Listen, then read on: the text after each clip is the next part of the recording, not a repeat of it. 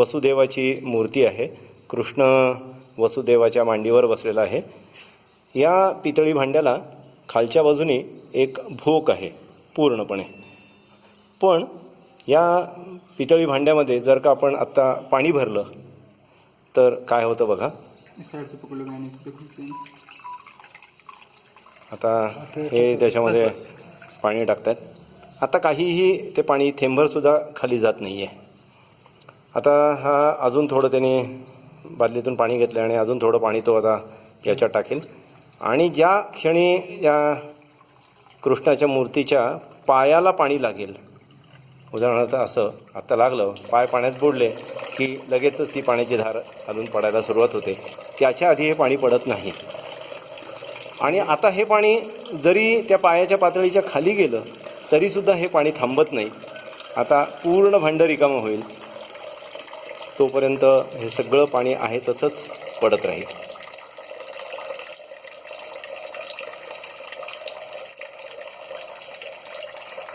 आधी आम्हाला वाटतं होतं की ती कृष्णाची मूर्ती आहे ती हलणारी आहे, त्याच्यात त्यांनी काही केलं आहे का. पण ती कृष्णाची मूर्ती पूर्णपणे त्या वसुदेवाच्या मूर्तीपासून वेगळी होते. हे असं होतं. पण ह्याची काय यंत्रणा आहे, काय रचना आहे आतमध्ये, हे आत्ता तरी काही सांगता येत नाही आहे. पुन्हा एकदा ते पाणी घालत आहेत बघा. थेंबरसुद्धा पाणी जात नाही आहे.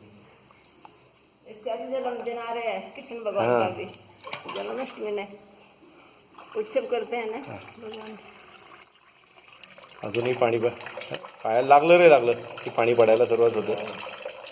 आणि आपल्याला असं वाटेल की पायाच्या पातळीच्या खाली गेलं पाणी की ते थांबेल. पण आता तसं होत नाही. आता हे पाणी पूर्ण संपल्यानंतरच, भांडं रिकामं झाल्यानंतरच ही धार पाण्याची जी आहे ती थांबेल.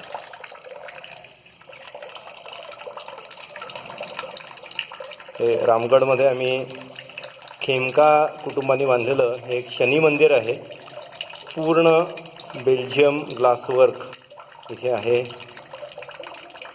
त्याच्यामध्ये आम्हाला हे पुजारी, आपका नाम दिनेश पुजारी.